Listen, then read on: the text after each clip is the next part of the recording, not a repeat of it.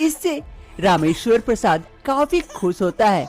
रामेश्वर प्रसाद एक बच्चे को अपनी गोदी में उठाता है और ललिता देवी के सामने लेके जाता है। अरे ललिता, ये देखो कितना प्यारा सा बच्चा हुआ है हमारा। ललिता देवी जैसे इस बच्चे को देखती है, अरे चीची चीची, ये कौन सा बच्चा लेके आ गए आप? किसका बच्चा? ये काली जैसी किसकी बच्ची है? इसे दूर कीजिए, दूर कीजिए, मुझे तो अभी से घिन आ रही है। रामेश्वर प्रसाद ललिता देवी की ये बातें सुनकर उस बच्ची को बिस्तर पर रख देती है और बाकी दोनों बच्ची को गोदी में उठाते हुए दिखाते हैं। अरे ललिता, ये देखो, ये दोनों बच्चे भी हमारे हैं।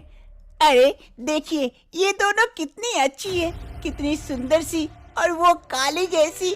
ललिता देवी को 3 बच्चे होते हैं, उसमें से एक काली तो 2 गोरी।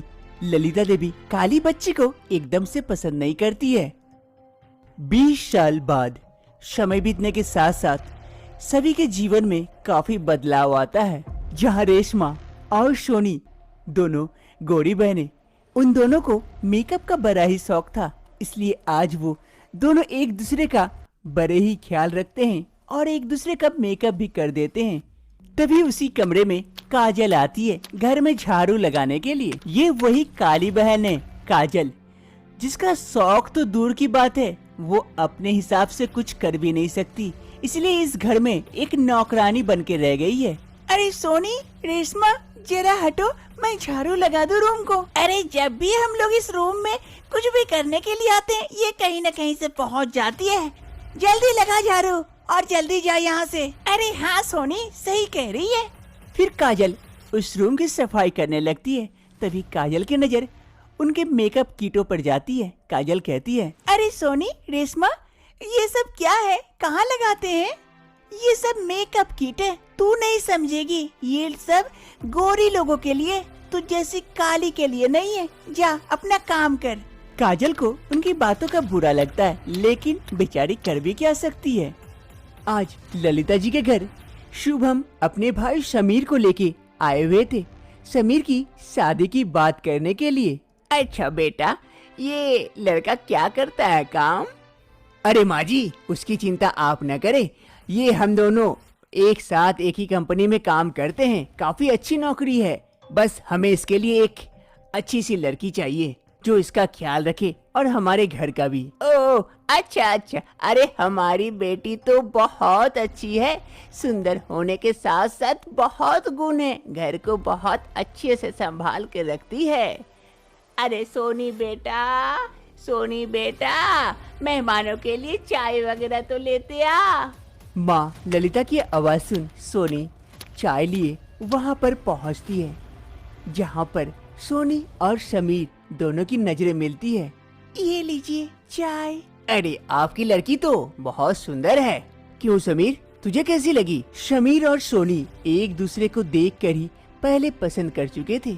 अरे भैया, आप जैसा समझो। चलिए, हमारे भाई को तो आपकी बेटी बहुत पसंद आई, शादी की बात आगे बढ़ाएं। तभी वहाँ पर काजल पहुँच आती है पोछा लिए। मम्मी मम्मी, यहाँ पर पोछा लगा दूं मैं? अरे कहीं भी कभी भी पहुँच जाती है, जा जा, बाद में लगाना पोछा। अभी काजल वहाँ से चली जाती है। अरे माँ जी, ये कौन थी लड़की जो आपको माँ कह रही थी? अरे ये हमारे घर की नौकरानी है, बचपन से ही हमारे घर में रहने लगी है, तभी से मुझे माँ कहती है। ओह अच्छा अच्छा, तो ठीक है माँ जी, हम चलते हैं। पंडित जी से बात करके जैसा भी होगा हम आपको बता देंगे। हाँ हाँ बेटा, ठीक है ठीक है। समीर और शुभम वहाँ से चले जाते हैं और इधर सोनी इस रिश्ते से काफी खुश होती है, क्योंकि ये लोग काफी अमीर परिवार से थे जो। अरे काजल, तुझे तमीज वमीज नहीं है क्या? जब भी घर में कोई मेहमान आता है, तू अपना मुंह उठा के वहाँ पहुँच जाती है। आइंदा से कभी भी कोई मेहमान आए तो तू मत आना। आज तेरी बहन का रिश्ता टूटते टूटते बचा, वरना टूट ही जाता अगर मैं कह देती तुझे अपनी बेटी तो। लेकिन माँ, मुझे पता नहीं था कि वहाँ बहन की रिश्ते की बात हो रही है। अरे हाँ हाँ, तुझे तो कुछ भी पता नहीं रहता और मुंह उठा के वहाँ पहुँच जाती है। काजल की दोनों बहनें रेशमा और सोनी भी वहाँ पहुँच जाती है। आज अगर तू वहाँ ज्यादा देर तक रुकती तो शायद सोनी का रिश्ता ही टूट जाता। कितना अच्छा रिश्ता मिला है, लड़का भी कितना हैंडसम है और कितना अमीर खानदान का है। अरे हाँ हाँ, मैं तो वहाँ राज करूँगी राज। वैसे भी मेरी भी शादी कुछ दिनों में हो जाएगी, लेकिन तेरी नहीं होगी। तू यहीं पर काम वाली बन के रह जाना हमेशा के लिए। अरे रेशमा, सोनी, तुम लोग चलो चलो यहाँ से। किचन में ज्यादा देर तक मत रुको, वरना तुम लोगों के चेहरे पर भी काली छा जाएगी। फिर शादी के लिए दिक्कत होगी। उसे खाना बनाने दो, चलो। ललिता देवी शुरू से ही उसकी बेटी काजल को पसंद नहीं करती थी। वो तो अपनी दो गोरी बेटियों को लाड प्यार से रखती थी और सारा काम काली बेटी काजल से करवाती थी। ललिता देवी अपनी दोनों बेटियों के साथ वहाँ से चली जाती है और इधर काजल, अरे माँ, मैंने क्या दोष किया है? मैं तो वहाँ गलती से पहुँच गई थी। वैसे भी मैं तो नहीं चाहती कि मेरी बहनों की शादी अच्छे घर में ना हो। मैं तो यही चाहती हूँ वो लोग खुश रहे। फिर मुझे क्यों सुनाती हो माँ? और वैसे भी मैं काली हूँ तो इसमें मेरा कहाँ दोष? मैं क्या कर सकती हूँ इसमें? कुछ महीनों के बाद रेशमा की भी शादी हो जाती है रोशन के साथ। घर के सभी कोई यहाँ मौजूद थे सिवाय काजल के, क्योंकि उसे यहाँ आना मना था। क्योंकि उसकी माँ ललिता ये नहीं चाहती थी कि काजल के वजह से किसी तरह से ये रिश्ता टूट जाए। उधर शादी हो रही थी, काजल इधर एक कमरे में बंद थी। अरे मैं क्या इतनी खराब हूँ, इतनी बुरी हूँ कि मेरी वजह से मेरी बहन का रिश्ता टूट जाएगा? इसलिए आज मैं इस कमरे में बंद हूँ। काजल कमरे में रो रही होती है। तभी उसके पापा रामेश्वर प्रसाद वहाँ पहुँचते हैं। अरे बेटी काजल, काजल बेटी। अरे पापा, आप यहाँ पर? बाहर रेशमा की शादी हो रही, आप वहाँ नहीं है? अरे बेटी काजल, वो मेरी जैसे बेटी है तो तू भी तो मेरी बेटी है। तेरी भी मैं जल्द ही शादी करवा दूंगा। इस घर से तू छुटकारा पाएगी। तेरी माँ तुझ पर कितना जुल्म ढाती है वो मुझे पता है बेटी, लेकिन क्या कर सकता हूँ बोल। अब मैं घर में दिन भर नहीं रहता हूँ और तेरी माँ तुझे सारा काम घर का करवाती है। चिंता मत कर बेटी, तेरे लिए भी एक अच्छा सा लड़का देखूंगा ताकि वो हमेशा तुझे प्यार करे और खुशी रखे।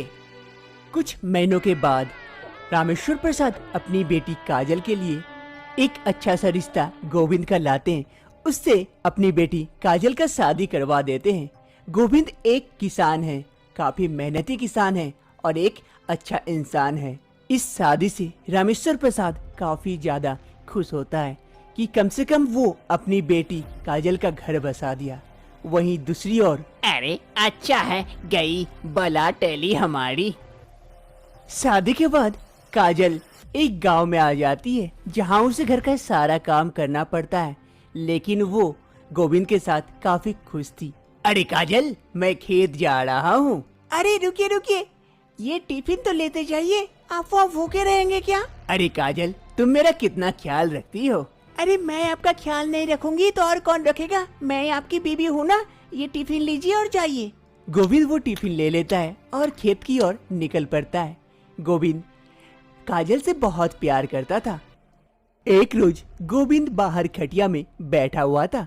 तभी काजल की दोनों बहनें सोनी और रेशमा पहुंचती है वहाँ। काजल, काजल। गोविंद उन दोनों को देखकर तुरंत उठ खड़ा होता है और उनका स्वागत करता है। अरे साली साहिबा, आप लोग आइए आइए, घर के अंदर आइए। अरे नहीं नहीं, हम लोग यहीं बैठ जाते हैं। अरे नहीं नहीं, यहाँ क्यों? अरे काजल, काजल जल्दी आओ बाहर, देखो कौन आए हैं। अरे कौन आए हैं? अरे सोनी, रेशमा, तुम लोग यहाँ? हाँ काजल, तुमसे मिलने का मन किया तो हम लोग यहाँ आ गए। अरे काजल, तुम इन दोनों को घर के अंदर लेके जाओ, मैं बाजार से आता हूँ। फिर काजल अपनी दोनों बहनों को घर के अंदर लेके जाती है और इधर गोविंद बाजार की ओर चल जाता है। काजल अपनी दोनों बहनों को अपने घर के अंदर लाकर बैठाते हैं। अरे रेशमा, सोनी, ये लो समोसा खाओ, खास तुम्हारे जीजा जी बाजार से लेके आए। इनका टेस्ट बड़ा अच्छा है समोसा का।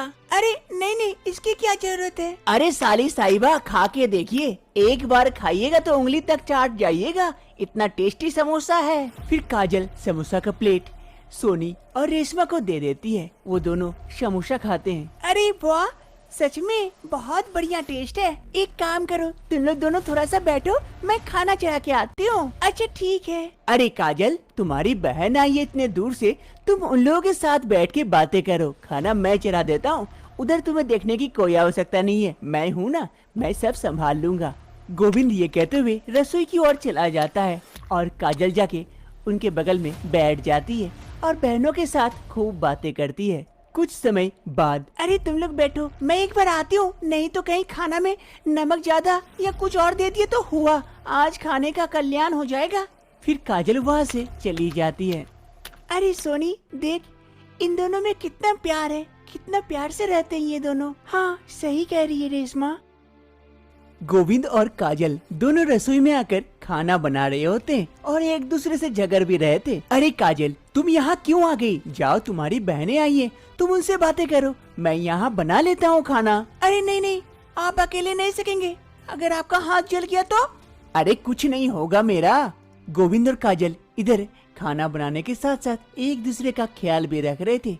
वहीं खिड़की के पीछे से सोनी और रेशमा ये सब देख रही होती है और खुद में अफसोस करती है। अरे सोनी देख, हमने क्या सोचा था और क्या निकला। ये दोनों कितने प्यार से रहते हैं और खुशी खुशी, भले ही इनके पास पैसा नहीं है ज्यादा, लेकिन एक दूसरे के साथ खुश रहते हैं। हाँ हाँ रेशमा सही कह रही है। और हमारे साथ जो बर्ताव होता है, हमारे पास इतना पैसा है लेकिन एक दिन भी हम चैन की सांस नहीं लेते।